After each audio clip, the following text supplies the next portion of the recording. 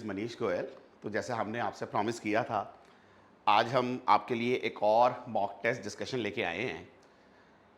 NEET का जो exam है ये तो इसी संडे को ही है, तो आई एम रियली होपफुल कि हमारा जो ये डिस्कशन है that will be very useful for your NEET exam on this Sunday, है ना, 21 जून को जो एग्ज़ाम है।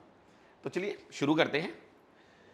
देखो बेटा, पहला क्वेश्चन ये है कि a particle is projected from certain height, ठीक है, its speed is 12 metre per second at an angle 37 degree with horizontal. Height नहीं दी हुई है, but when it hits the ground इसकी स्पीड दी हुई है 16 मीटर पर सेकेंड और एंगल भी दिया हुआ है हॉरिजॉन्टल के साथ। यानी कि जिस स्पीड से प्रोजेक्ट किया गया है और जिस स्पीड से हिट कर रहा है विद एंगल्स, वो दोनों वैल्यूज हमें दी हैं और रेंज हमें बतानी है ये एक्चुअली। तो देखिए सिचुएशन को एनालाइज करते हैं। What is the situation over here. Height we don't know, but what we exactly know is कि जब इसको यहाँ से फेंका गया तो ये वेलोसिटी ना 12 मीटर पर सेकेंड है और एंगल कितना बेटा, ये दिस एंगल इज 37 डिग्री। फिर ये यहाँ पे जाके जब ग्राउंड पे हिट करता है तो यहाँ पे पहुँच के इसकी स्पीड जो है वो 16 मीटर पर सेकेंड हो जाती है और ये वाला जो एंगल है वो हमारे पास कितना हो जाता है जी, 53 डिग्रीज। और हमें निकालनी है ये रेंज।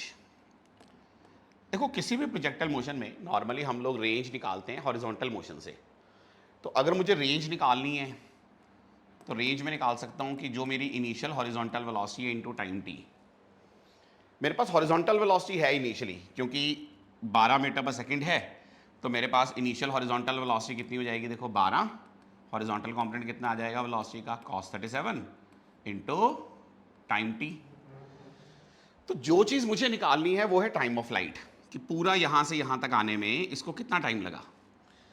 टाइम ऑफ लाइट यहाँ पे हम लोग वर्टिकल वेलोसिटी के चेंज से निकाल सकते हैं। किस तरह से, अगर आप देखोगे जो फाइनल वेलोसिटी है उसका वर्टिकल कंपोनेंट इस डायरेक्शन में है और इनिशियल वेलोसिटी का वर्टिकल कंपोनेंट इस डायरेक्शन में है, और क्योंकि acceleration due to gravity constant है तो मैं वर्टिकल वेलोसिटीज को आपस में रिलेट कर सकता हूँ। U Y is equals U Y minus G T, वो किसके बराबर हो जाएगा जी, वी वाई के। अब यहाँ पे वी वाई निकाल लेते हैं। देखो फाइनल वेलोसिटी 16 है, हॉरिजॉन्टल के साथ 53 बना रही है, तो इसका जो कंपोनेंट आएगा वर्टिकल वो 16 साइन 53 आएगा, बट डाउनवर्ड डायरेक्शन में है तो माइनस लगाएंगे, तो 16 साइन 53 विद नेगेटिव साइन। और इनिशियल वेलोसिटी कितनी है, देखो 12 है, और उसका जो कंपोनेंट आ रहा है हमारे पास वो ऊपर की तरफ आ रहा है, तो वो आ जाएगा जी 12 साइन 37। जी हमारे पास 10 है और टाइम आपने निकालना है। यहाँ से जो टाइम निकलेगा उसको ऊपर सब्स्टिट्यूट करके आप रेंज निकाल सकते हैं। तो निकाल लेते हैं। देखो बेटा साइन 53 हमारे पास किसके बराबर होता है, 4/5 के, और साइन 37 3/5 के। तो थोड़ा सा इंटरचेंज करेंगे तो 36 और 64 100/5 हो जाएगा। तो यहाँ से टाइम की वैल्यू जो आपके पास आ जाएगी that will be equals to 2 second. ये टाइम की वैल्यू आप इस इक्वेशन में सब्स्टिट्यूट कर देंगे। तो व्हेन यू डू सो आपके पास रेंज की वैल्यू कितनी आ जाती है, देखो 12 cos 37 4/5 है, टाइम आपने 2 डाल दिया, सो दिस इज 96/5 यानी 19.2 मीटर्स। तो इसीलिए जो हमारा करेक्ट आंसर है दैट इज कि इस प्रोजेक्टाइल की जो हॉरिजॉन्टल रेंज है वो किसके बराबर हो जाएगी, 19.2 मीटर्स के बराबर एक्चुअली। ठीक है, तो चलिए अगले सवाल पे चलते हैं। देखिए नेक्स्ट क्वेश्चन इज अगेन, इस तरह का क्वेश्चन पहले नीट में भी आया हुआ है एक्चुअली, कि एक शिप है that is travelling towards east 10 metre per second से, और उसी इंस्टेंट पे एक और शिप है जो इससे 1 किलोमीटर दूर है ईस्ट की तरफ, पर जा रही है नॉर्थ की तरफ 10 मीटर पर सेकेंड से। तो इनके बीच में ना during the motion minimum distance निकालना है। तो पहले हम लोग सिचुएशन को समझ लेते हैं कि सिचुएशन किस तरह की है। तो मान लीजिए ये नॉर्थ है, ये ईस्ट है। तो पहली चीज़ तो ये है कि हमारे पास एक शिप है जिसको आपने ए नाम दिया हुआ है, और ये जो ए वाली शिप है ये ईस्ट की तरफ जा रही है 10 मीटर पर सेकेंड से, है ना, that is moving towards this.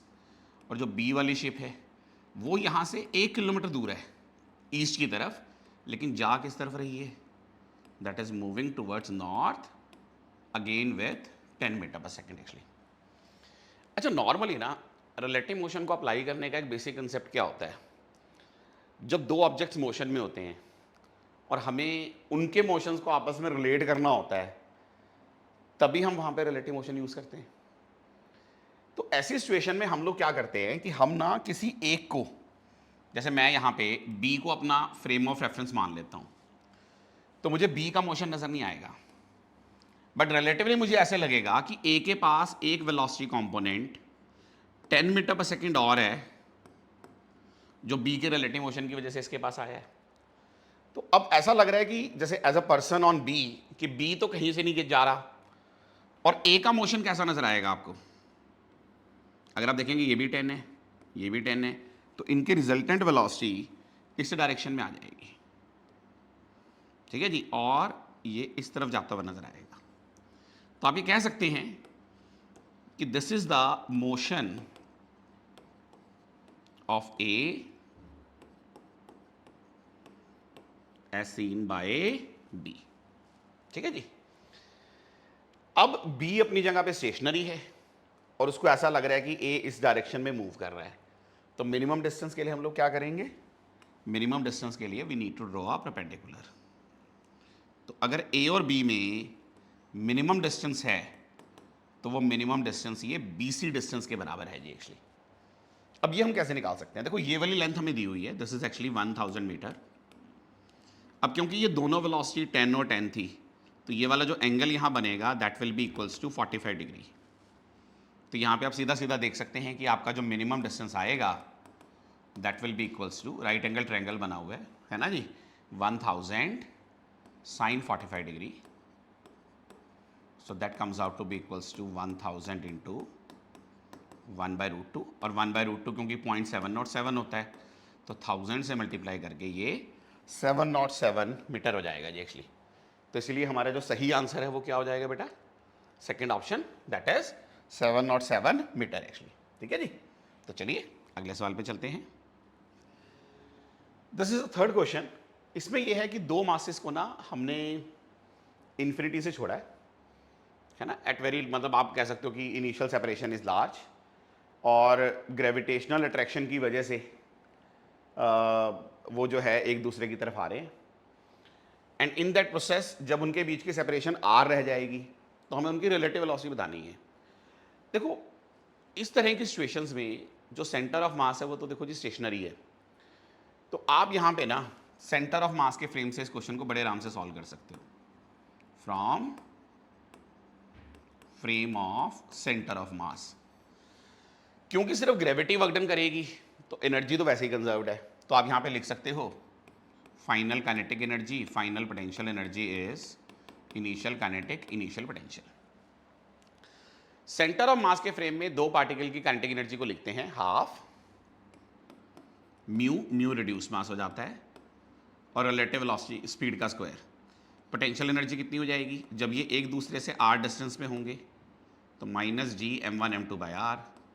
Initially ना तो इनका कोई मोशन था रिलेटिवली, और ना ही क्योंकि सेपरेशन लार्ज थी तो पोटेंशियल एनर्जी वो 0। अब जो म्यू है इसको आप लिख सकते हो m1 m2/m1 + m2, यहाँ पे आ गया v रिलेटिव का square that is equals to Gm1 m2/r। तो m1 m2 का प्रोडक्ट यहाँ से कैंसिल हो जाएगा, और जो v रिलेटिव मुझे चाहिए थी that is 2G m1 + m2/r, इसका स्क्वायर रूट एक्चुअली, ठीक है जी। अच्छा, कई बार बच्चा ये सोचता है कि मैं जी सेंटर ऑफ मास के फ्रेम से नहीं करना चाहता, या मान लो कि मुझे सेंटर ऑफ मास का फ्रेम नहीं आता, तो उसमें ना सॉल्यूशन थोड़ा सा लेंदी ज़रूर हो जाता है, बट आप कर सकते हो।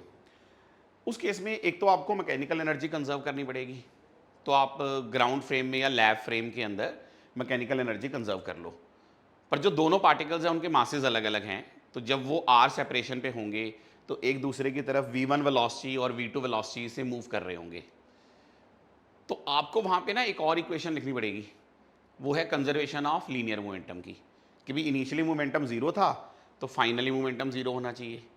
तो पहली इक्वेशन से आपको v1 v2 का एक रिलेशन मिलेगा, दूसरी से एक और मिलेगा, फिर आप वो दोनों इक्वेशन सॉल्व करेंगे और v1 v2 निकालेंगे और बाद में फिर रिलेटिव वेलोसिटी लेंगे। तो आप देख सकते हैं कि आप इसको बिना सेंटर ऑफ मास के फ्रेम पे भी कर सकते हैं, बट सॉल्यूशन जो है वो डेफिनेटली थोड़ा लेंदी हो जाता है। और इसमें कुछ ज़्यादा मुश्किल काम नहीं है। दो पार्टिकल्स के लिए आप बस एक काइनेटिक एनर्जी का फॉर्मूला याद रखें, बाकी एप्लीकेशन जैसे नॉर्मल क्वेश्चंस में आप करते हो वैसे कर सकते हो। इसमें ये हो जाता है कि सेंटर ऑफ मास के फ्रेम में, क्योंकि मोमेंटम हमेशा कंजर्व रहता है, तो कोई भी ऐसे क्वेश्चंस जहां पे आप मोमेंटम और एनर्जी दोनों को कंजर्व करते हो, वहां पे सेंटर ऑफ मास के फ्रेम में आपको सिर्फ एक इक्वेशन लिखनी पड़ती है, और अगर आप ग्राउंड फ्रेम या लैब फ्रेम में करते हैं तो दो इक्वेशंस लिखनी पड़ती हैं। So definitely centre of mass के फ्रेम में सॉल्यूशंस छोटे तो हो जाते हैं। तो चलिए नेक्स्ट सवाल पे चलते हैं। हमारा आंसर क्या आ गया, देखिए जी, v relative to G m1 प्लस m2 बाय r। तो I think the answer is first. ठीक है, चलिए नेक्स्ट सवाल पे चलते हैं। फोर्थ क्वेश्चन, इसमें ना मोमेंटम का टाइम के साथ रिलेशन दिया हुआ है और एवरेज फोर्स पूछी है। बेटा सबसे पहली चीज तो एवरेज फोर्स को डिफाइन किया जाता है delta P by delta T. ठीक है, तो अगर मेरा इनिशियल टाइम जीरो है तो मोमेंटम की इक्वेशन में अगर मैं टाइम की वैल्यू जीरो डाल दूं तो आंसर क्या हो जाएगा जी, जीरो। ठीक है जी, और टाइम की वैल्यू अगर मैं 2 सेकंड डालूं, फाइनल टाइम 2 है, तो मोमेंटम कितना हो जाएगा, देखो जी, 2 इंटू 2 प्लस 2 का क्यूब, तो किसके बराबर हो जाएगा, देखो जी, एक्चुअली ये 8 और 4 12। इसका मतलब हमारे पास जो एवरेज फोर्स है ये किसके बराबर हो जाएगी, देखो फाइनल मोमेंटम 12 है, इनिशियल 0 है, 2 माइनस 0, तो ये आ जाएगी हमारे पास 6 न्यूटन के बराबर। सो the correct answer is 6 Newton. ठीक है, तो चलिए नेक्स्ट सवाल पे चलते हैं बेटा। Which of the following molecular properties is same for all ideal gases at a given temperature? देखो सीधी सी बात है कि अगर हम बात करते हैं जैसे मीन फ्री पाथ की, ठीक है ना जी, या हम बात करते हैं आरएमएस वेलोसिटी की, या मान लो आरएमएस मोमेंटम की भी मैं बात करता हूँ जी एक्चुअली। ठीक है जी, आरएमएस मोमेंटम, और फिर मैं बात करता हूँ काइनेटिक एनर्जी की, जो मीन काइनेटिक एनर्जी है। जो एवरेज काइनेटिक एनर्जी है ना, इसका फॉर्मूला होता है 3/2 kBT, है ना जी।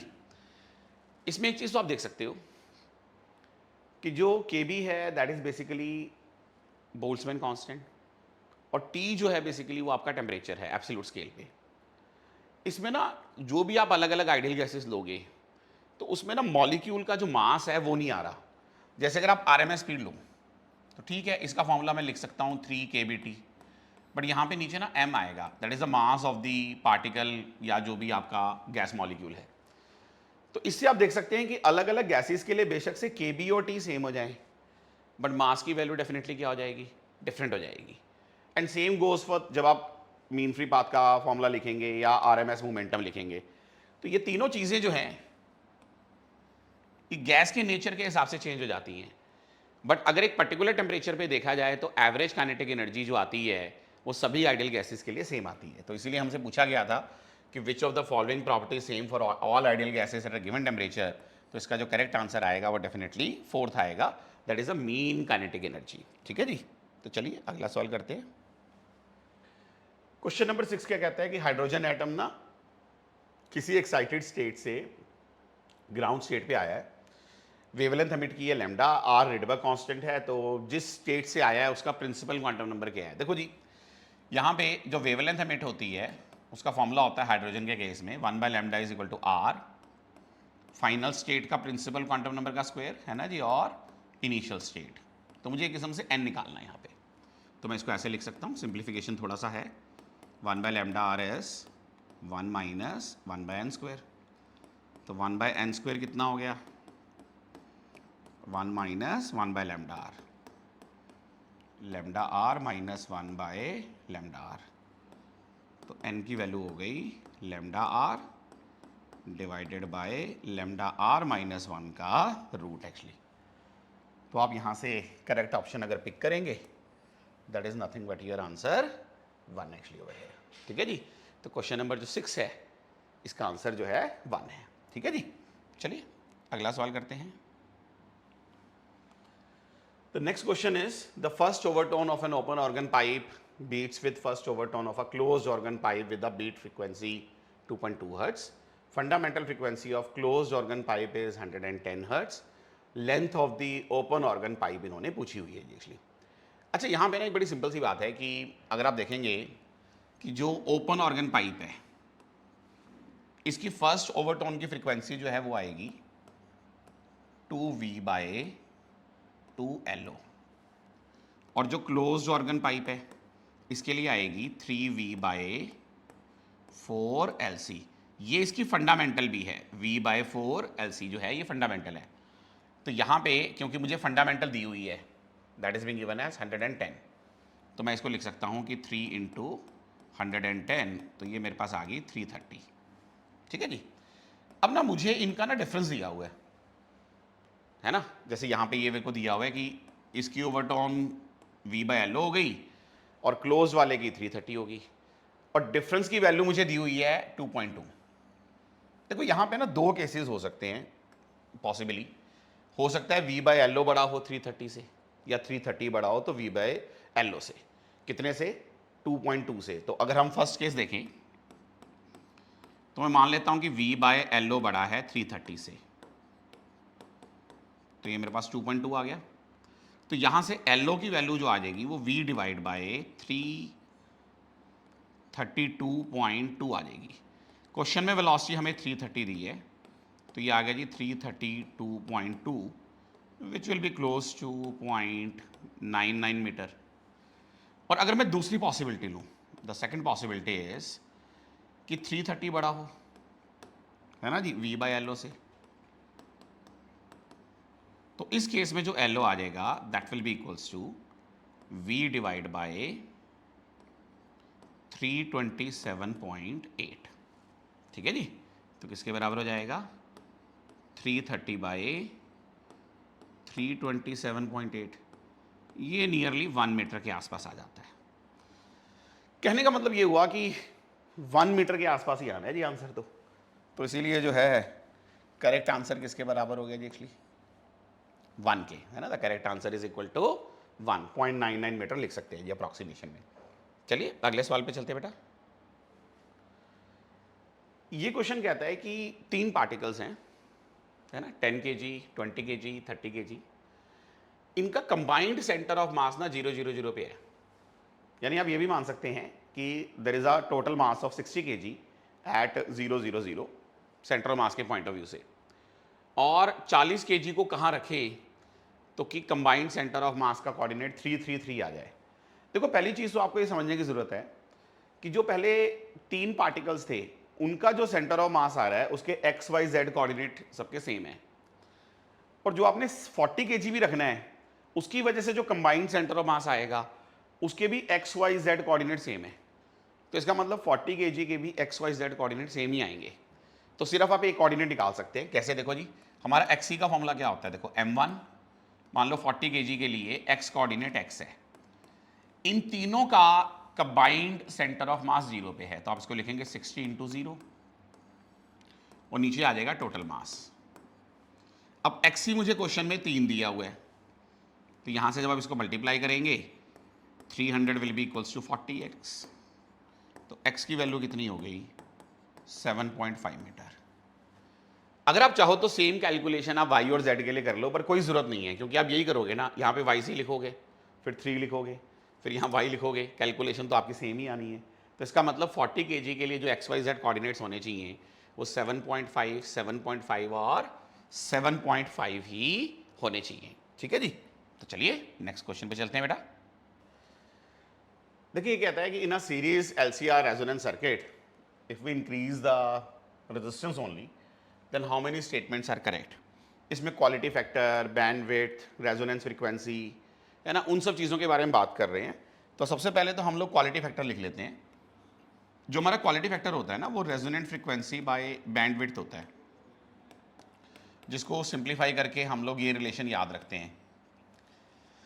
अब यहाँ पे एक चीज़ तो देख रहे हैं कि अगर आप रेजिस्टेंस बढ़ाएंगे तो डेफिनेटली क्वालिटी फैक्टर तो घट जाएगा, पर जब क्वालिटी फैक्टर घटता है तो फिर बैंड विड्थ के साथ क्या होता है, देखो जो आपकी ओमेगा नॉट है ना वो है 1/√LC, इसमें तो रेजिस्टेंस आ ही नहीं रहा, इसका मतलब ये हुआ ये चेंज नहीं होगी, तो जब ये वाली चीज़ चेंज नहीं होगी तो क्वालिटी फैक्टर घट रहा है, तो इसका मतलब बैंड विड्थ डेफिनेटली क्या हुई होगी, बढ़ गई होगी जी एक्चुअली ना, तो ये वाली जो बैंड विड्थ है ये बढ़ जाती है जी एक्चुअली। तो अगर आप देखें तो कौन कौन सी ऑप्शंस करेक्ट हैं, the quality factor will decrease, yes it's true, the bandwidth of resistance circuit will resonance circuit will increase, that is also true, the resonance frequency will increase, that is false, it is not changing, ये सिर्फ L और C पे depend करती है। The quality factor and resonance frequency will remain constant, देखो resonant frequency रहेगी constant लेकिन quality factor change कर रहा है रेजिस्टेंस के साथ एक्चुअली, तो ये वाली statement as a total false ही है जी एक्चुअली। तो 4 में से 2 स्टेटमेंट्स हमारी ट्रू हैं और 2 फॉल्स हैं, हमें 2 यही ढूंढना था कि how many statements are correct, तो out of 4 2 statements are correct and 2 are false, ठीक है। तो चलिए बेटा नेक्स्ट सवाल पे चलते हैं। जो नेक्स्ट क्वेश्चन है वो ये है कि कुछ ड्रॉप्स हैं आइडेंटिकल, जिनमें हर एक का रेडियस स्मॉल आर है, ये कंबाइन करके बड़ी ड्रॉप बनाती हैं, और अगर वॉल्यूम V है और सरफेस टेंशन T है तो हमें बताना है कि एनर्जी रिलीज हुई कि एब्जॉर्ब हुई या क्या हुआ जी एक्चुअली। देखो एक चीज़ तो क्लियर है कि अगर आपके पास n नंबर ऑफ छोटी ड्रॉप्स हैं और जब वो कंबाइन करके बड़ी ड्रॉप बनाएंगी तो हमेशा जो आपका एनर्जी है वो डेफिनेटली क्या हो जाएगा जी, सरफेस एरिया कम होने की वजह से एनर्जी रिलीज ही होगी। तो हम यहाँ पे कह सकते हैं कि डेफिनेटली एनर्जी तो रिलीज ही हुई है। वैसे भी आप देखेंगे 3 ऑप्शंस में जहाँ पे एनर्जी निकाली गई है वो तो रिलीज वाली ऑप्शंस हैं। हाँ, 4th वाली ऑप्शन बोली गई है कि it is neither release nor absorbed. ये तभी हो सकता था कि अगर आपका सरफेस एरिया चेंज ना करता और इनिशियल सरफेस एनर्जी और फाइनल सरफेस एनर्जी सेम रहती, जो ये वाला केस नहीं है। तो इनिशियल सरफेस एनर्जी कितनी है, क्योंकि मुझे नंबर ऑफ ड्रॉप्स नहीं पता तो मुझे अपना यहाँ पे जो भी सरफेस एरिया है उसको वॉल्यूम में कन्वर्ट करना पड़ेगा। मान लो n नंबर ऑफ ड्रॉप्स हैं, सरफेस टेंशन T है, हर एक ड्रॉप का सरफेस एरिया 4πr² हो गया जी एक्चुअली। आप एक काम करेंगे, इसको 3r से मल्टीप्लाई और 3r से डिवाइड कर देंगे जी एक्चुअली। तो थोड़ा सा रीअरेंजमेंट अगर आप करें तो इसको ऐसे लिखा जा सकता है 3t, ठीक है जी, बाय r, और अंदर हमारे पास हो जाएगा n इंटू 4/3πr³। तो ये हमारे पास टोटल वॉल्यूम हो गया। तो इसका मतलब आप इसको लिख सकते हैं 3TV/R, स्मॉल r सॉरी, इसको लिखेंगे स्मॉल r। और फाइनल क्या लिखेंगे, देखो जी एक्चुअली 3TV वॉल्यूम तो सेम रहा बाय R एक्चुअली। तो एनर्जी रिलीज कितनी हुई, the energy release is initial minus final, so 3TV, तो एक हमारे पास आया 1/r माइनस 1/R एक्चुअली, ठीक है जी। तो ये हमारे पास आ गया एनर्जी रिलीज। तो जो हमारी ऑप्शन है वो कौन से वाली होगी जी एक्चुअली, 3rd ऑप्शन, ठीक है ना, एनर्जी इतने के बराबर जो है वो रिलीज की गई है, ठीक है जी। तो चलिए अगले सवाल पे चलते हैं बेटा। क्वेश्चन नंबर 11 है, there is a magnetic field, और जो ये मैग्नेटिक फील्ड हमारे पास यहाँ पे है उसके बाद हमारे पास यहाँ पे करंट्स दिखाए गए हैं कुछ, और इन करंट्स की वजह से कहाँ कहाँ पे मतलब कितनी करंट की क्या वैल्यू है वो निकालनी है जब आप इस कंडक्टर को स्लाइड कर रहे हो जी एक्चुअली। देखो कंडक्टर को जब हम लोग यहाँ पे स्लाइड करते हैं ना तो यहाँ पे कितना EMF जनरेट होता है, देखो जी द EMF जनरेट होगा वो होगा BLV, वो इस वाली ब्रांच में जनरेट होगा जी एक्चुअली, है ना, EMF will be generated in this particular branch actually. अब ये वाले जो दोनों रेजिस्टर्स हैं ये आपस में पैरेलल हैं जी एक्चुअली। तो आप यहाँ पे कह सकते हैं कि आपका जो R इक्विवेलेंट आएगा पूरे सर्किट का R + R/2 आ जाएगा, क्योंकि ये दोनों पैरेलल हैं और वो इस रेजिस्टेंस के साथ सीरीज में आ जाएंगे। So that comes out to be 3R/2।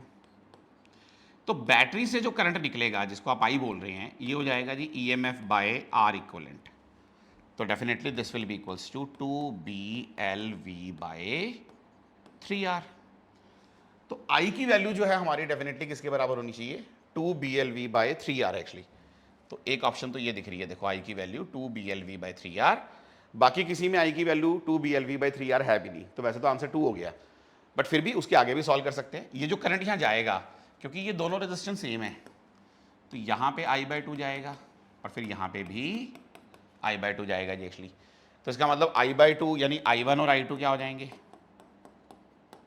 जो टोटल करंट है उसका हाफ, इसका मतलब साफ किसके बराबर हो जाएंगे, BLV/3R। तो I1 I2 should be equal to BLV/3R, जैसा कि ऑप्शन में दिख रहा है हमारे को, और टोटल करंट जो है वो 2 BLV/3R हो गया, इसलिए आंसर जो है वो क्या आ जाएगा, सेकंड ऑप्शन। ठीक है जी। तो चलिए अगले सवाल पे चलते बेटा। ये जो है हमारे पास कि एक फॉल्टी थर्मोमीटर है जो फिक्स पॉइंट्स जैसे ice point of water and steam point of water को 10 डिग्री और 90 डिग्री रीड करता है। तो इस थर्मोमीटर पे क्या कोई ऐसा टेम्परेचर होगा जहां पे इसके और सेल्सियस स्केल की वैल्यूज आपस में मैच कर जाएं। देखो टेम्परेचर्स को लिंक करने का जो हमारे पास रिलेशन होता है वो होता है T माइनस TL अपॉन TH माइनस TL C माइनस 0 बाय 100 माइनस 0। असल में सेल्सियस स्केल पे जो फिक्स पॉइंट्स हैं वो 0 एंड 100 है, और ये कोई दूसरा स्केल है जहां के फिक्स पॉइंट TL और TH हैं। अब जैसे यहाँ पे इन्होंने मुझे क्या बोला है कि T की वैल्यू C के बराबर होनी चाहिए, तो मैं T को C लिख देता हूँ। यहाँ पे लोअर फिक्स पॉइंट क्या था 10, अपर फिक्स पॉइंट 90, फिर ये 10, तो ये हो गया C/100, है ना जी। थोड़ा सा सिंप्लीफाई कर लेंगे तो ये हो गया जी C माइनस 10/80, ये C/100।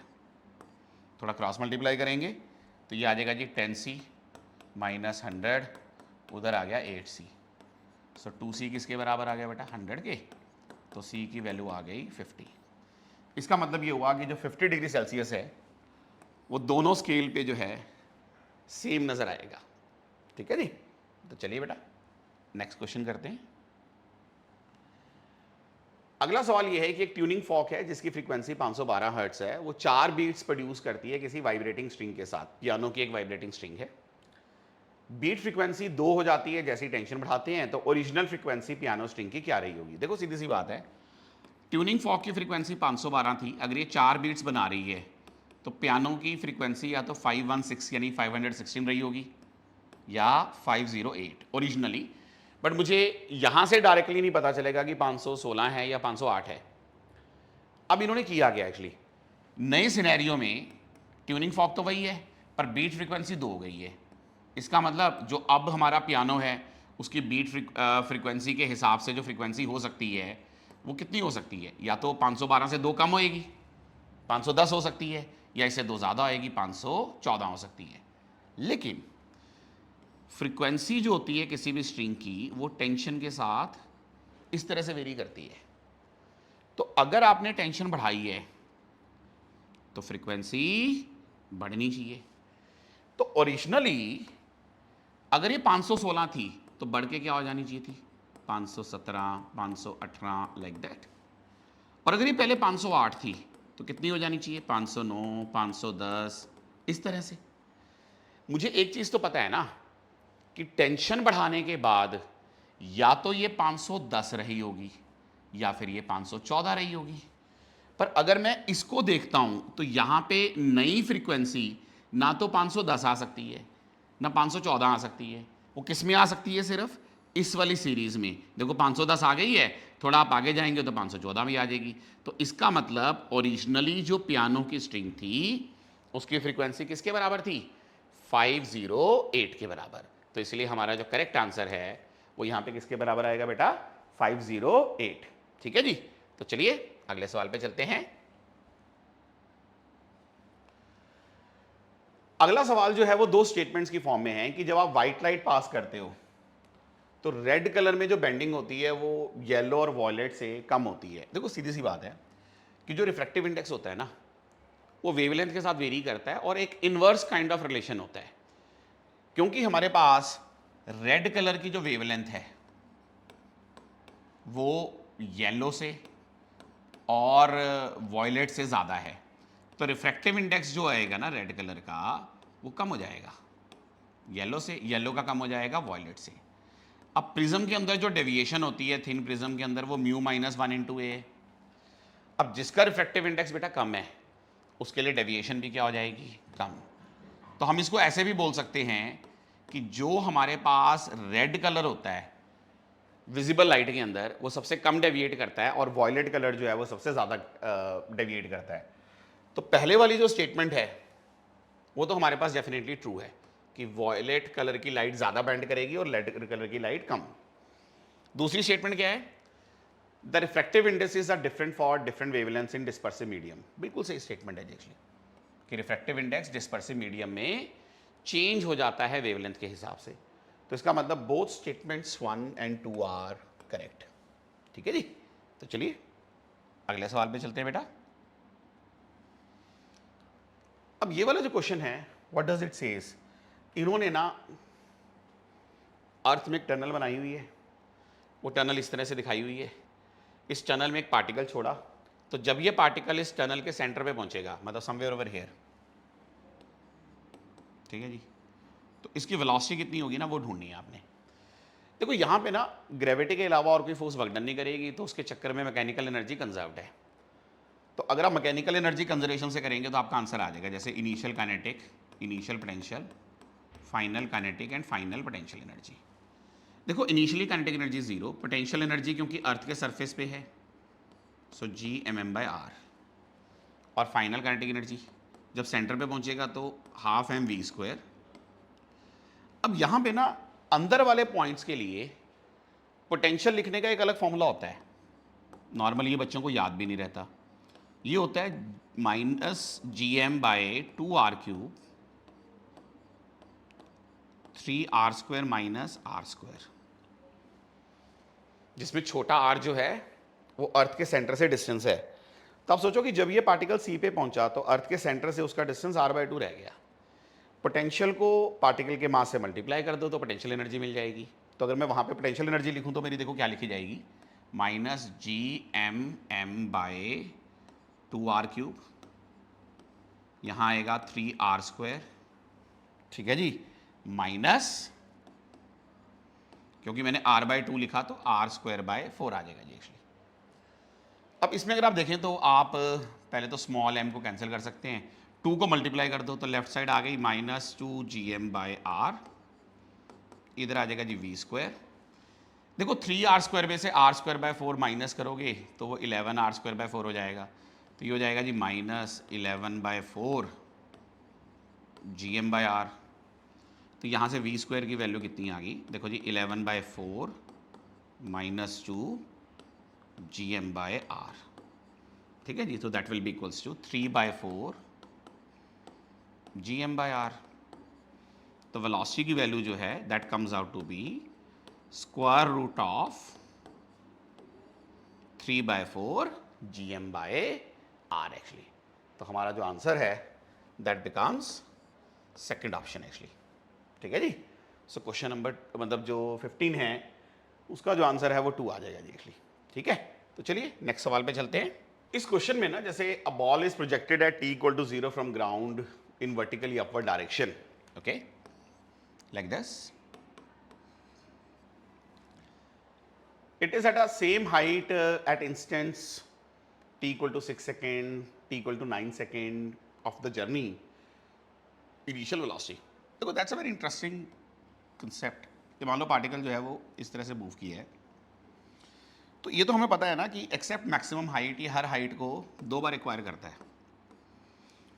तो यहाँ पे अगर मान लो 0 है टाइम और यहाँ पे 6 है और यहाँ पे आपका क्या है जी एक्चुअली 9 है जी एक्चुअली, तो हमसे पूछा गया कि भैया इसका इनिशियल वेलोसिटी कितना है। देखो बड़ी इंटरेस्टिंग सी बात है कि ये पार्टिकल ना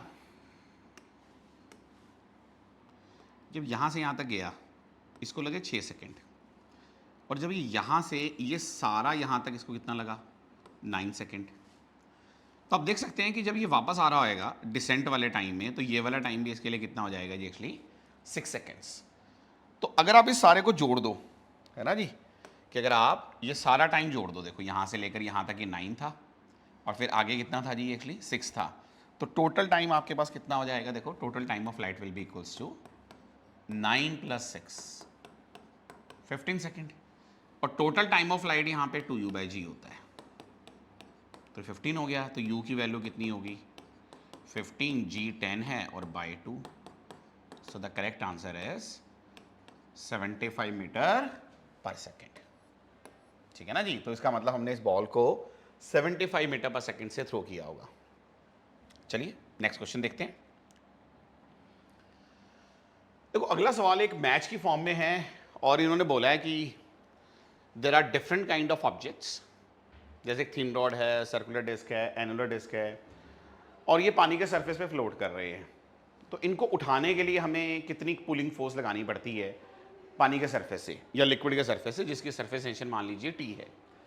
तो सबसे पहले एक थिन रॉड की बात कर लेते हैं। देखो अगर मैं देखूं कि मैं जब थिन रॉड को उठा रहा हूँगा तो पानी का सरफेस ना उसके साथ सराउंडिंग में इस तरह से आ जाता है।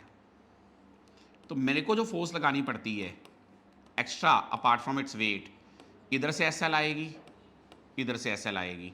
तो हमारी जो फोर्स की वैल्यू है वो 2SL या 2TL के बराबर हो जाती है जी एक्चुअली। तो इसका मतलब ये हुआ कि जो हमारी ये थिन रॉड है ये बेसिकली किसके साथ मैच कर जाएगी, 3 के साथ। वैसे इंटरेस्टिंगली आप देखोगे जो ए है उसकी ऑप्शन 3 सिर्फ सेकंड में है, तो आंसर तो हमें यहीं से मिल गया। But I want to discuss all the cases actually. तो अब दूसरे वाला केस है सर्कुलर डिस्क। जब आप डिस्क को उठाते हो, डिस्क इज लाइक दिस, तो यहाँ पे लिक्विड का सरफेस इस तरह से आ जाता है। तो जो भी आप फोर्स लगा रहे हो, क्योंकि यहाँ पे जो फोर्स लगेगी वो SDL लगेगी ना, तो जोड़ जोड़ के जो नेट फोर्स आएगी वो आ जाएगी SDL, एस सरफेस टेंशन, जिसको T बोलते हैं। DL DL जोड़ेंगे तो that comes out to be equals to T into 2πr actually, है ना। R capital R small r वो डिपेंड करता है क्या दिया हुआ है एक्चुअली। तो इसका मतलब ये हुआ कि हमारा जो सर्कुलर डिस्क है उसका बेसिकली फोर्थ ऑप्शन के साथ मिलान हो जाएगा जी एक्चुअली। अब जो एनुलर डिस्क है वो ऐसी होती है, देखो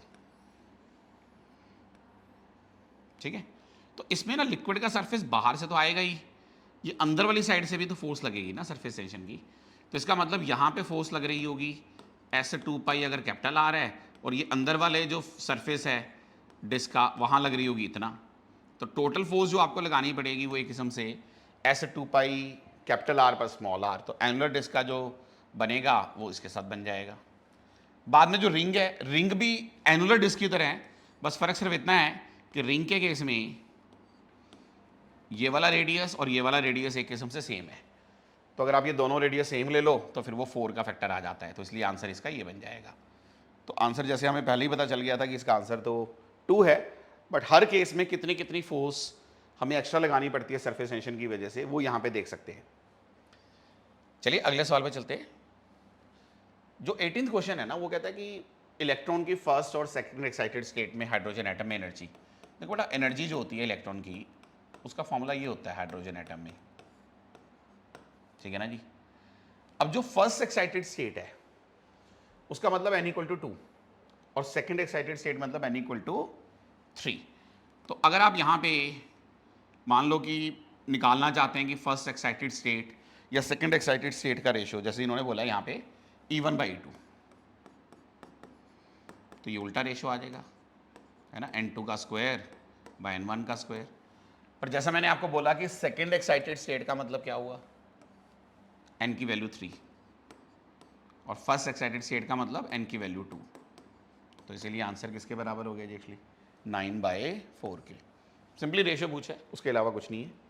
चलिए अगले सवाल पे चलते हैं। 19th question is again a statement कि स्टेटमेंट 1 कहता है coefficient of restitution varies between 0 and 1। ये स्टेटमेंट बिल्कुल ट्रू है। 0 होता है परफेक्टली इनइलास्टिक कोलिजन्स के लिए और 1 होता है इलास्टिक कोलिजन्स के लिए, और जितने इनइलास्टिक कोलिजन्स होते हैं उनके लिए 0 से 1 के बीच में लाई करता है। इन इलास्टिक कोलिजन हो या इलास्टिक कोलिजन हो या परफेक्टली इन इलास्टिक हो, आइसोलेटेड सिस्टम जो भी होता है उसके लिए हमेशा law of conservation of linear momentum apply किया जा सकता है। तो देखा जाए तो ये वाली स्टेटमेंट भी हमारी ट्रू है। तो definitely both statement 1 and 2 are correct over here. ठीक है जी।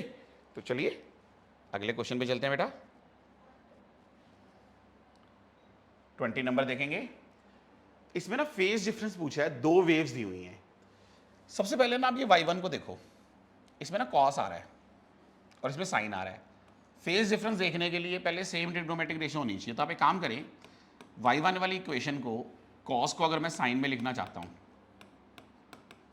तो मैं ऐसे लिख सकता हूं, है ना, sine 90 + theta is cos theta. अब आप बोल सकते हैं कि पहले वाले का फेज है ये मेरे ख्याल से फाई 1 हो गया, और दूसरे वाले का फेज ये हो गया। तो आपका जब फेज डिफरेंस निकालेंगे तो बेटा सोचो कि ये जो 50t और 2x वाली टर्म है ये तो दोनों में कॉमन ही है, माइनस करोगे तो कट जाएगी, बचेगी क्या आपके पास π/2 माइनस 0.1, π/2 1.57 माइनस 0.1, तो ये 1.47 आंसर आ जाएगा एक्चुअली, है ना। सो the correct answer is third option. ठीक है बेटा जी, तो चलिए अगले क्वेश्चन पे चलते हैं।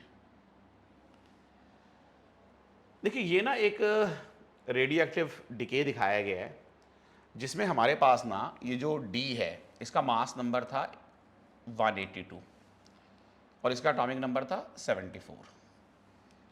तो पहले ये अल्फा डिके किया, देखो अल्फा डिके में ना हीलियम न्यूक्लियस निकल जाता है तो मास नंबर 4 से कम हो जाना चाहिए, तो इसका हो जाना चाहिए था 178 और एटॉमिक नंबर 2 से कम हो जाना चाहिए था 72। फिर है beta decay, beta negative decay में एक न्यूट्रॉन प्रोटॉन में कन्वर्ट हो जाता है, तो एज सच मास नंबर में कोई चेंज नहीं होता, लेकिन क्योंकि एक न्यूट्रॉन प्रोटॉन में कन्वर्ट हो गया तो एटॉमिक नंबर 1 से बढ़ जाता है, तो ये 73 आ गया जी एक्चुअली। फिर दोबारा से अल्फा डिके है तो अब आपका फिर से मास नंबर और 4 से कम हो जाएगा और एटॉमिक नंबर 2 से। गामा डिके में कुछ नहीं चेंज होता, वो सिर्फ एनर्जी बाहर निकलती है, but as such there is no change in the number of neutrons and protons actually. तो इसका मतलब जो D4 है उसके लिए आपके पास जो एटॉमिक नंबर है वो 71 आ जाएगा और जो मास नंबर है वो किसके बराबर हो जाएगा, that will be equals to 174। ठीक है जी, तो ये आंसर आ जाएगा। तो चलिए नेक्स्ट क्वेश्चन करते हैं बेटा। ओके देखिए इस क्वेश्चन में है क्या कि हमें एक नाइट्रोजन का अमाउंट दिया हुआ है, उसको कितनी हीट सप्लाई करें ताकि उसका टेम्परेचर 45 डिग्री से बढ़ जाए जी एक्चुअली। उसका मॉलिक्यूलर मास दिया हुआ है, उसके नंबर ऑफ मोल्स निकाल सकते हैं। देखो हमें जो हीट चाहिए ना, है ना, क्योंकि आप कांस्टेंट प्रेशर पे दे रहे हो तो ये आएगी जी NCP delta T. Number of moles कैसे निकालेंगे, जो मास दिया हुआ है इसको मोलर मास वो ना ग्राम्स में होता है तो उसको केजी में कन्वर्ट कर लेंगे। ठीक है जी, CP डायटोमिक गैस के लिए 7R/2 होती है और टेम्परेचर का चेंज कितना है 45 है जी एक्चुअली। तो अगर आप देखेंगे तो यहाँ पे हमारे पास हो जाएगा ये 14 हो गया। ठीक है जी, तो 10/14 7/2 8.3 और यहाँ पे हमारे पास 45 है जी एक्चुअली। कैलकुलेशन ज़्यादा मुश्किल नहीं है ना, ये 2 आ जाएगा जी एक्चुअली यहाँ से, तो ये 11.25 आ गया, so that will be close to 933.4 joules. ठीक है जी, तो बस हमें नॉर्मली बेसिकली आप ये कह सकते हैं कि एक तो ये पता होना चाहिए कि कांस्टेंट प्रेशर पे है तो मोलर हीट कैपेसिटी आपको CP लेनी पड़ेगी और फिर एक डायटोमिक गैस के लिए CP का फॉर्मूला 7R/2 होता है। ठीक है जी, चलिए अगले सवाल पे चलते हैं। 23 देखिए, ये क्वेश्चन है मतलब Z का एक रिलेशन दिया हुआ है X और Y के एरर। तो अगर हम इस रिलेशन को देखें तो यहाँ से हमें पता चलेगा कि डेल्टा Z/Z, देखो A कांस्टेंट है उसका कोई लेना देना नहीं है, तो ये बन जाएगा 3 delta X/X plus half delta Y/Y। सो 3 डेल्टा X/X कितना हो गया जी एक्चुअली 4, फिर हाफ डेल्टा Y/Y कितना हो गया 12, तो ये 6 हो गया जी एक्चुअली। तो 12 और 6 ये डेफिनेटली किसके बराबर हो गया 18% के। तो इन्होंने पूछा ही है कि भैया इसमें कितना परसेंटेज एरर होगा, तो correct answer is 18%। 24th number जो क्वेश्चन है ये ना YDSC की कुछ कंसेप्चुअल स्टेटमेंट्स हैं। ये कहता है कि फ्रिंज विड्थ, देखो हमें भी पता है कि फ्रिंज विड्थ का जो फॉर्मूला आता है जी हमारे पास, ठीक है जी, वो किस किस के प्रोपोर्शनल आता है, देखो beta is equals to lambda d/d। तो कहता गया है कि fringe width is proportional to distance between the planes of slit and screen by keeping lambda and d constant where lambda is wavelength and d is distance. ये बात तो सही है जी एक्चुअली, तो this is a true statement, पर हमें ढूंढनी है इनकरेक्ट स्टेटमेंट, ये ध्यान रखिएगा बेटा। अगर हम दो कोहेरेंट सोर्सेज को इनफाइनाइटली क्लोज ले आते हैं तो हमें कोई इंटरफेरेंस पैटर्न जो है वो डेफिनेटली देखने को नहीं मिलता, ये बात भी बिल्कुल सही है जी एक्चुअली। सिंगल स्लिट डायफ्रैक्शन में अगर विड्थ डबल कर दें तो सेंट्रल डायफ्रैक्शन बैंड जो है उसकी इंटेंसिटी 4 गुना हो जाती है। देखो असल में होता क्या है कि जब आप ये वाली विड्थ डबल करते हैं तो जो एनर्जी एंटर करती है ना सिस्टम में वो डबल हो जाती है। तो आपकी जो इंटेंसिटी है वो क्या है, देखो जी एक्चुअली है ना जी, intensity is energy per unit time per unit area. तो अब ये है कि ये वाला फैक्टर तो डबल हो गया जी एक्चुअली, लेकिन जब आप ये विड्थ बढ़ाते हैं तो सेंट्रल मैक्सिमा जितना फैला हुआ होता है वो भी श्रिंक कर जाता है, और रादर ये वाली जो विड्थ होती है सेंट्रल मैक्सिमा की, ये स्लिट की विड्थ के इन्वर्सली प्रोपोर्शनल होती है। तो इसका मतलब क्या हुआ कि जिस एरिया में आपकी एनर्जी ने कंसंट्रेट होना था वो एरिया हाफ हो गया, मतलब ये वाला फैक्टर क्या हो गया, हाफ। तो इसका मतलब ये हुआ कि एनर्जी डबल हो गई पर जिस एरिया में फैल रही थी वो हाफ हो गया। अब क्योंकि intensity energy per unit time per unit area है तो इसीलिए आप बोल सकते हैं कि यहाँ पे हमारी जो इंटेंसिटी है वो 4 गुना हो जाएगी। तो डेफिनेटली ये वाला स्टेटमेंट भी ट्रू हो गया। अब पहले 3 तो ट्रू हो गए, अब लास्ट वाला देख लेते हैं। If we use 2 sodium lamps, है ना, illuminating 2 pin holes, we can observe interference fringes. ये फॉल्स है, क्योंकि बेशक से आप 2 सोडियम लैंप ले लो, आइडेंटिकल लैंप्स, स्टिल उनके इनिशियल फेजेस जो हैं वो रैंडमली वेरी करते रहेंगे और ये कोहेरेंट सोर्सेज की तरह एक्ट नहीं कर सकते। सस्टेन्ड इंटरफेरेंस के लिए we always need coherent sources. तो हमें क्योंकि इनकरेक्ट स्टेटमेंट ही ढूंढनी थी, so the answer comes out to be equals to 4th option.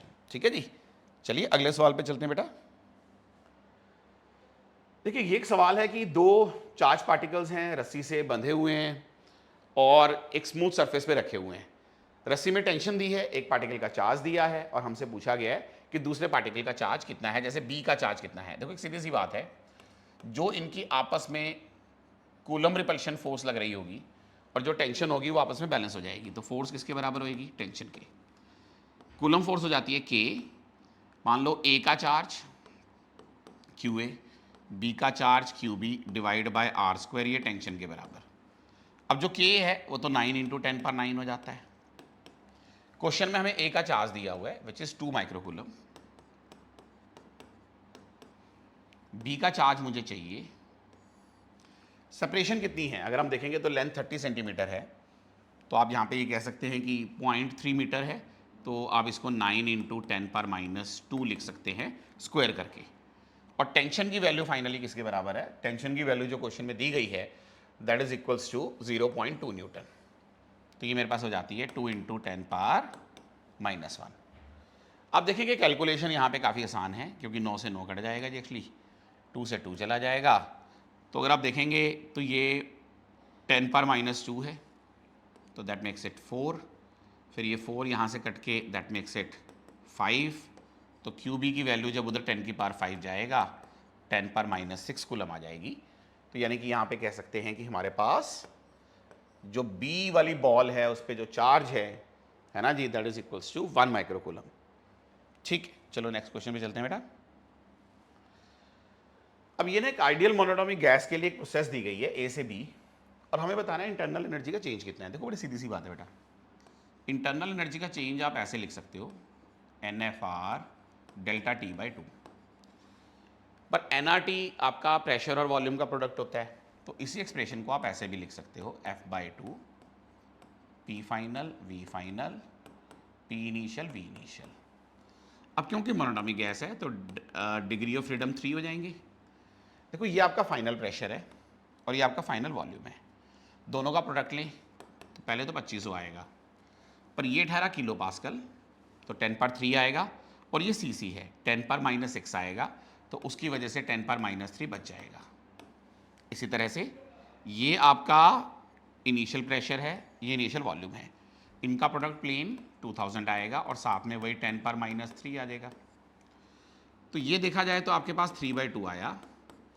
अब अंदर से आपके पास 2500 में से 2000 गए तो 500 बचे, 10⁻³ है तो 0.5 ही बचा, तो इसीलिए आंसर जो है 0.75 जूल के बराबर आ जाएगा जी एक्चुअली। ठीक है जी, तो यहाँ पे change in internal energy 0.75 joule हो गई।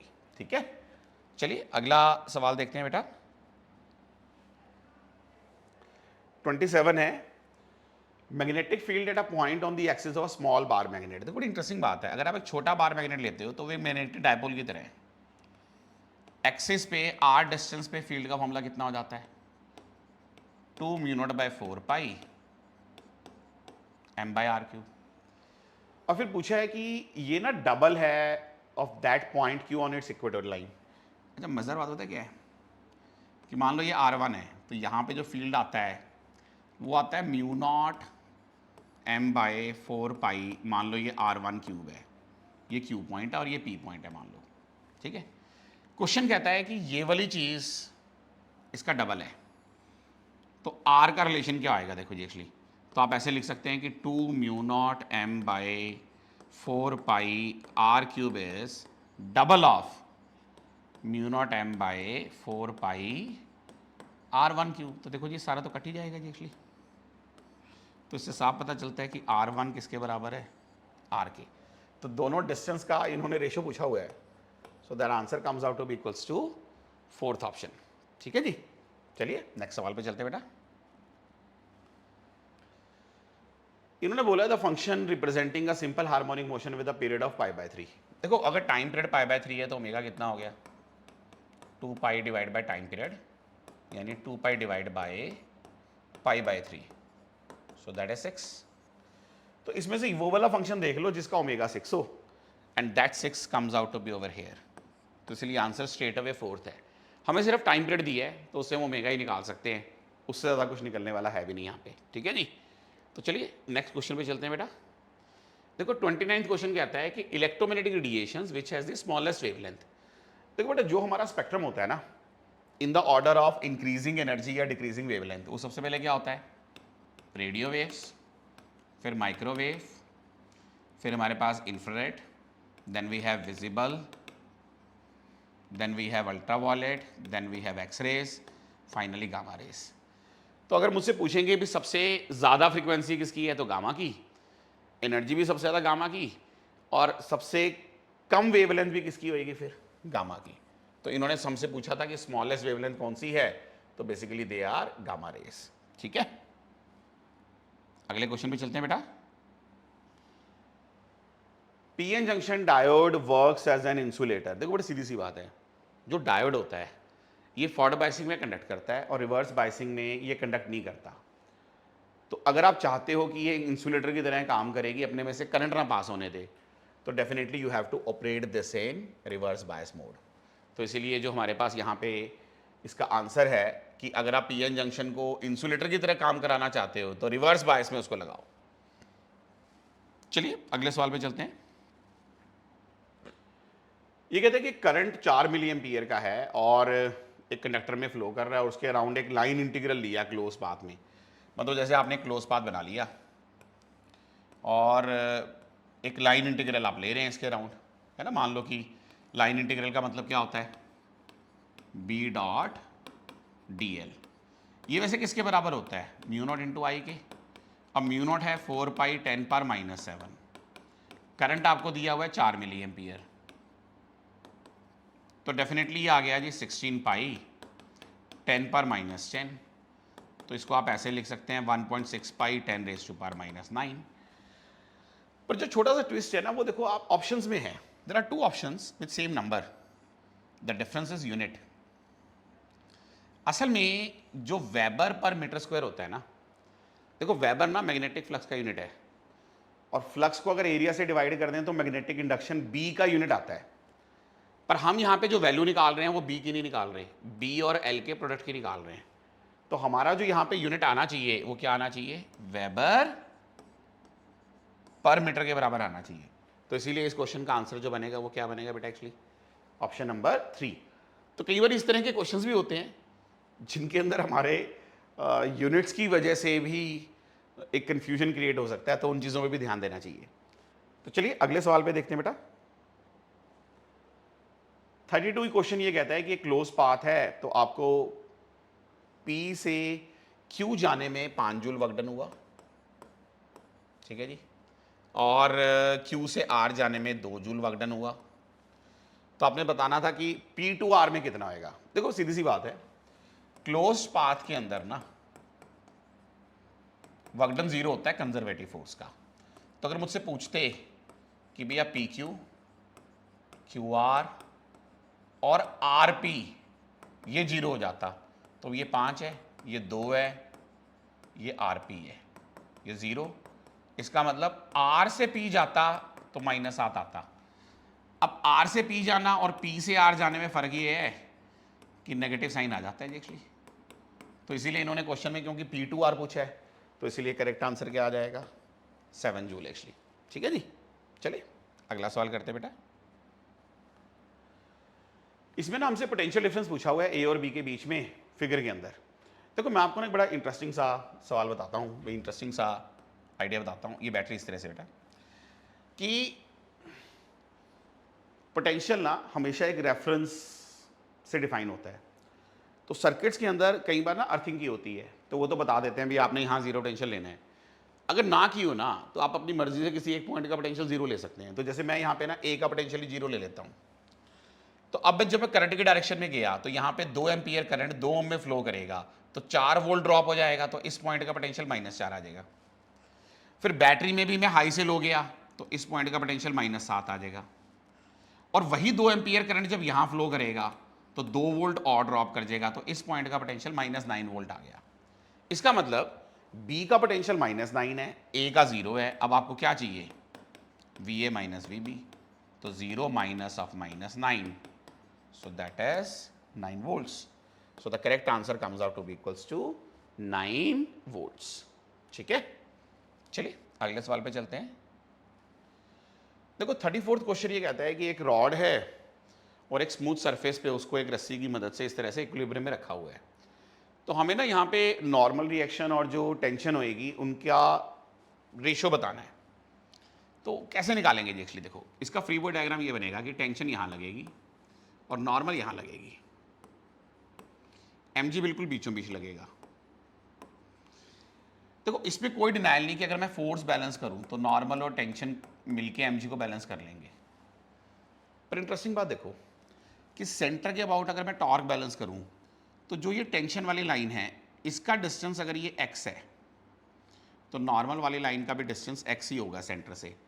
तो टॉर्क जब आप सेंटर के अबाउट 0 करोगे तो टेंशन की टॉर्क ये हो गई, नॉर्मल की टॉर्क ये हो गई। तो आप देख सकते हैं कि यहाँ पे T और N1 तो बराबर ही आ गए।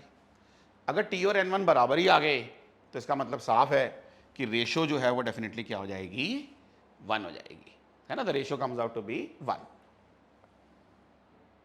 अगला सवाल करते हैं बेटा।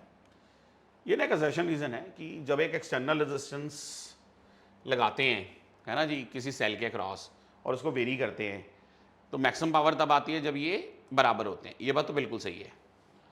ये हमारे पास मैक्सिमम पावर ट्रांसफर थ्योरम होती है करंट इलेक्ट्रिसिटी में कि जब आप किसी बैटरी के क्रॉस एक्सटर्नल रेजिस्टेंस लगा के वेरी करते हो तो जब एक्सटर्नल इंटरनल के बराबर होता है तो पावर मैक्सिमम है।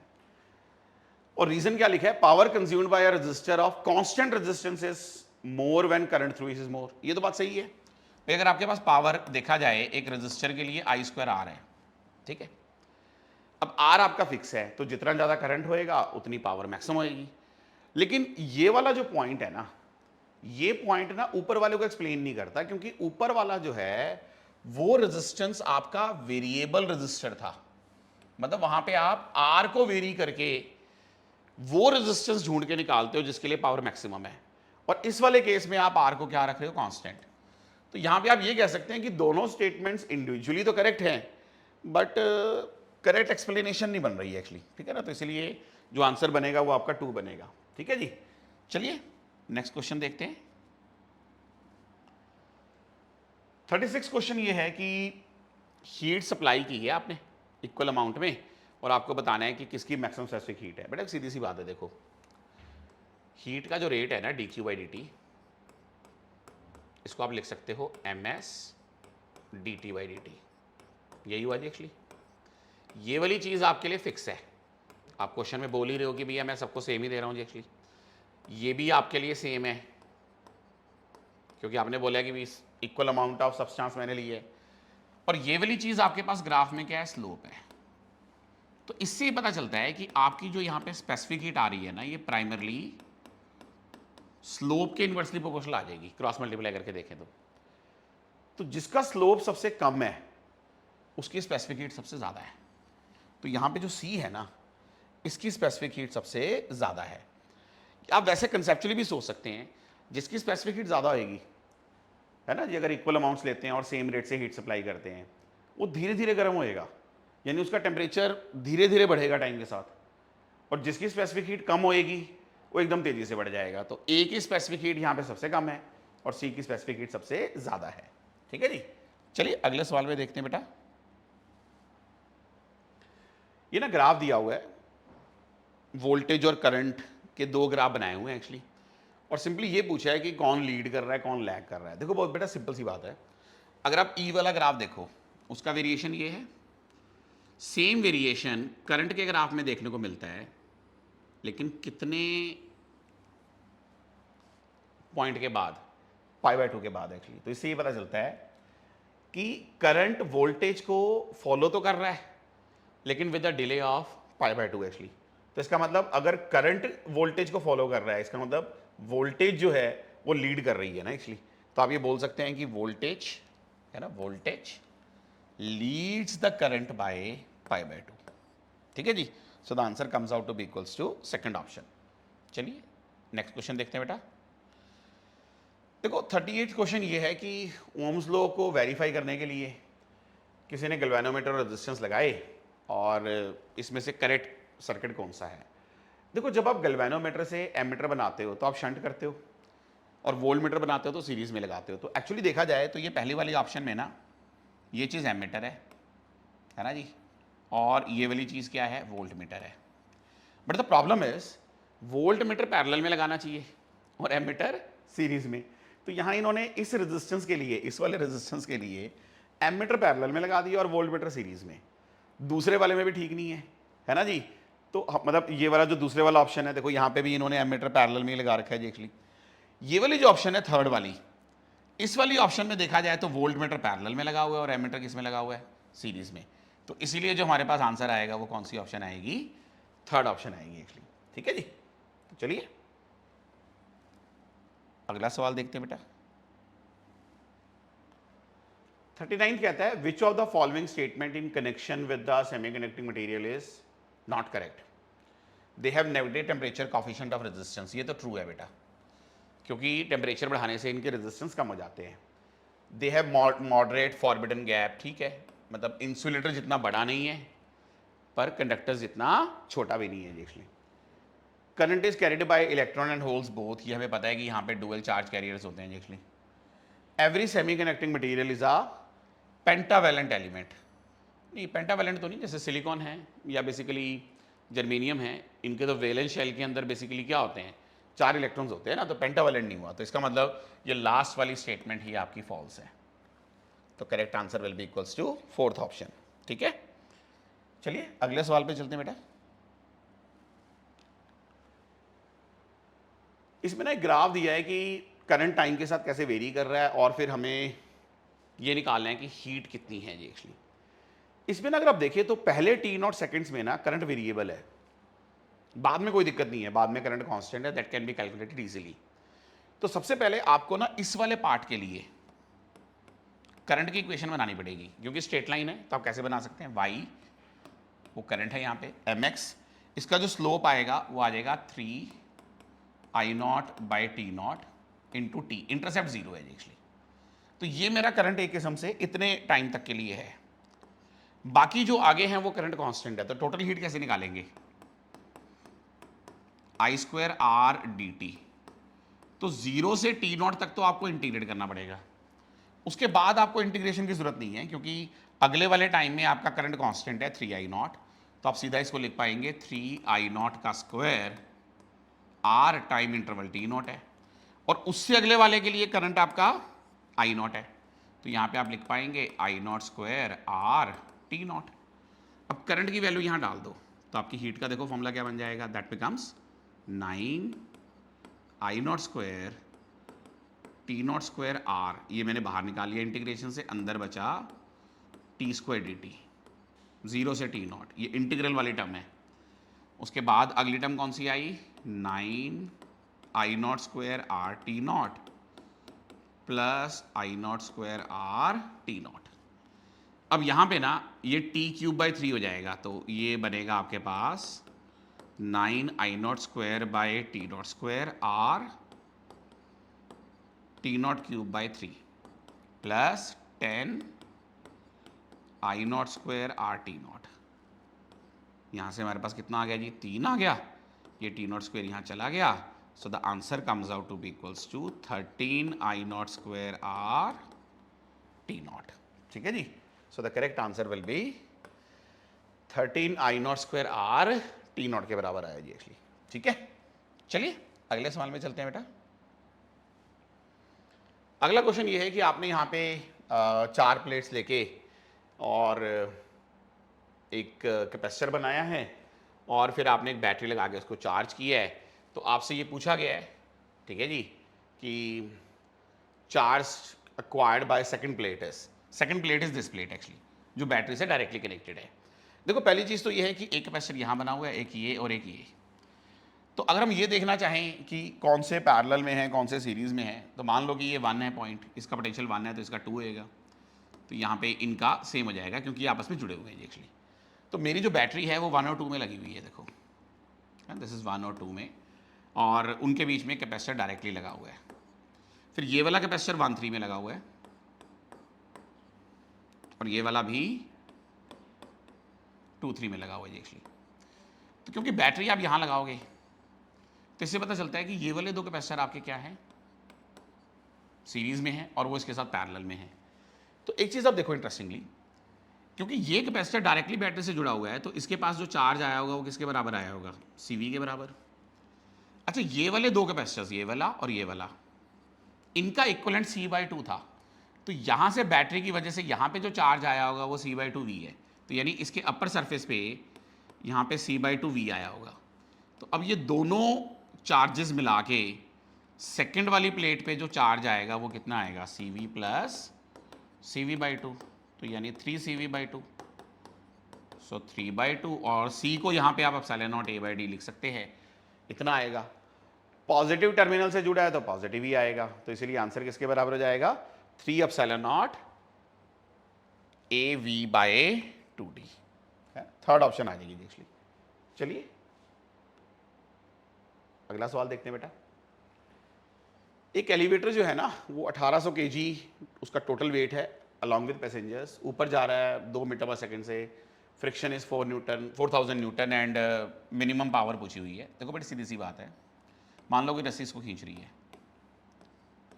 तो नीचे की तरफ टोटल वेट कितना हुआ 1800 जी और 4000 न्यूटन ये है। क्योंकि ये कांस्टेंट वेलोसिटी से जा रहा है जिसकी वैल्यू कितनी दी हुई है 2 मीटर पर सेकेंड, तो यहाँ पे कोई नेट फोर्स नहीं है, तो टेंशन किसके बराबर रही होगी 1800 जी प्लस 4000, तो ये हो जाएगा जी 22000 न्यूटन। तो इसकी पावर कितनी हो जाएगी, टेंशन इंटू वेलोसिटी, तो 22000 इंटू 2 एक किस्म से 44,000 वाट, यानी कि 44 किलोवाट है ना। तो करेक्ट आंसर जो हमारे पास आ जाएगा वो किसके बराबर आ जाएगा, 44 किलोवाट के बराबर आ गया। ठीक है, चलिए अगला सवाल देखते हैं बेटा। ये ना एक 1 ईयर कैलिपर दिया हुआ है, इसमें 0 एरर है और रीडिंग बतानी है हमने। देखो बेटा सीधी सी बात है कि जो आपका डायमीटर आएगा वो आएगा main scale reading plus n into least count minus 0 error. ठीक है, अब मेन स्केल रीडिंग देखते हैं। देखो एक्चुअली जो इसकी 0 है, ठीक है ना, हमारे पास जो 0 है यहाँ पे देखो ये वाली 0, ये 0 ना यहाँ पे इधर है, देखो ये 0 इधर है ना, तो तब तक ना 20 2 22, तो main scale reading 22 main scale division हो गई थी, यानी 22 मिलीमीटर। क्वेश्चन में दिया है कि कौन सी डिवीजन कोइंसाइड कर रही है, खुद ही बोल दिया इन्होंने 4th डिवीजन है। अच्छा इसका लीस्ट काउंट कितना होएगा, देखो जब भी हमारे पास 10 1 year scale 1 main scale division है तो एक 1 ईयर स्केल डिवीजन कितनी हुई 9/10 मेन स्केल डिवीजन, तो लीस्ट काउंट होता है एक मेन स्केल डिवीजन माइनस एक 1 ईयर स्केल डिवीजन। इसकी वैल्यू यहाँ डालेंगे तो 1/10 मेन स्केल डिवीजन, तो ये 0.1 मिलीमीटर हो गया। तो इसका मतलब लीस्ट काउंट यहाँ कितना हो गया 0.1, और 0 एरर इन्होंने 0.9 दिया हुआ एक्चुअली। तो मेरे पास आंसर आ जाएगा 22 में से 0.5 माइनस करेंगे तो 21.5 मिलीमीटर हो गया। तो इसको सेंटीमीटर में लिखूंगा तो 2.15 सेंटीमीटर लिख सकते हैं एक्चुअली। तो इसीलिए जो करेक्ट आंसर है वो किसके बराबर हो जाएगा फर्स्ट ऑप्शन। ठीक है जी, चलिए अगला सवाल करते हैं बेटा। अब ये क्वेश्चन कहता है कि एक रेसिंग कार है जो एक सर्कुलर ट्रैक पे मूव करती है जिसका रेडियस है बी। कार स्टार्ट करती है रेस से और इसकी स्पीड ना कांस्टेंट रेट अल्फा से बढ़ती है। किसी समय पे इसकी वेलोसिटी और एक्सेलेरेशन के बीच का एंगल थीटा है, बट आपको थीटा की वैल्यू नहीं बतानी है, आपको कॉस थीटा की वैल्यू बतानी है जी एक्चुअली। तो ठीक है, यहाँ पे अगर आप ध्यान से देखें तो मेरे पास टेंजेंशियल एक्सेलेरेशन अल्फा है, तो मैं किसी समय पे वेलोसिटी निकाल सकता हूँ क्योंकि ये कांस्टेंट है, तो अल्फा टी करके निकाल सकता हूँ। और मेरी फिर सेंट्रीपिटल एक्सेलेरेशन किसी समय पे कितनी हो जाएगी, V square by R, that becomes alpha square T square by B. ठीक है जी। हमारी जो टोटल एक्सेलेरेशन होती है वो होती है ए सी स्क्वायर ए टी स्क्वायर का रूट। देखो बेटा यहाँ पे ना जो ए सी है वो इसके बराबर है, तो जब स्क्वायर करोगे तो alpha 4 T 4 by B square plus A T की वैल्यू ये है। तो इसको थोड़ा सिंप्लीफाई करके लिख लो, तो ए की वैल्यू किसके बराबर होगी, देखो जी actually that comes out to be equals to alpha बाहर आ जाएगा और बी बाहर आ जाएगा, और अंदर क्या बचेगा जी आपके पास, देखो जी एक्चुअली एक तो यहाँ अल्फा स्क्वायर बचेगा, ठीक है जी, साथ में टी की पावर 4 बचेगा, और क्योंकि मैंने बी भी बाहर लिया है तो यहाँ पे हमारे पास एक बी स्क्वायर बचेगा जी एक्चुअली। अब ये वैल्यू मेरे पास आ गई जी। अब जरा सिचुएशन को समझते हैं कि वो पूछ क्या रहा है और हम उसको निकालेंगे कैसे। देखो मान लो पार्टिकल किसी समय पे यहाँ है, तो इसमें तो कोई डिनाइल नहीं कि उसकी वेलोसिटी मान लो टेंजेंट के अलोंग है। अब सेंट्रीपिटल एक्सेलेरेशन इस तरफ है, सेंटर की तरफ, टेंजेंशियल एक्सेलेरेशन इस तरफ है, और टोटल एक्सेलेरेशन इस तरफ है, तो इनका रिजल्टेंट होगी एक्चुअली ये वाला एंगल उसने थीटा दिया हुआ है। देखो यहाँ पे दिया हुआ है ना कि एक्चुअली कि the angle between velocity and acceleration भी थीटा। अब वो मुझसे ना कॉस थीटा पूछ रहा है, तो यहाँ पे जो ट्रायंगल बना हुआ है इसमें कॉस थीटा की वैल्यू क्या आएगी, देखो कॉस थीटा की वैल्यू आएगी बेटा ए टी बाई ए। अब ए टी तो अल्फा है और ए आपने ऊपर निकाल लिया है, alpha by B square root of alpha square T 4 B square. देखो अल्फा चला जाएगा, बी ऊपर आ जाएगा, तो आप देख सकते हैं कि जो ऑप्शन इसके साथ मैच करेगी दैट इज ऑप्शन नंबर 4। चलिए लास्ट क्वेश्चन करते हैं बेटा। यहाँ पे ना प्रेशर और टेम्परेचर की वेरिएशन के साथ, मतलब अलग अलग तरह की वेरिएशन के 3 ग्राफ दिए हैं और तकरीबन हर ऑप्शन में डेंसिटी की बात करते हैं। देखो आइडियल गैस के लिए प्रेशर और डेंसिटी का एक रिलेशन होता है P equal to rho R T by M, और इस रिलेशन का इस्तेमाल करके आप ये क्वेश्चन सॉल्व कर सकते हो। कैसे? पहले वाले केस में temperature is being kept constant but pressure बढ़ता जा रहा है, मतलब टेम्परेचर कांस्टेंट है बट प्रेशर बढ़ता जा रहा है। तो इस फॉर्मूले को देखें, R T by M constant है, प्रेशर बढ़ेगा तो डेंसिटी बढ़ेगी, तो इसका मतलब यहाँ पे डेंसिटी बढ़नी चाहिए। दूसरे वाले में देखें, यहाँ पे प्रेशर कांस्टेंट है लेकिन टेम्परेचर बढ़ रहा है।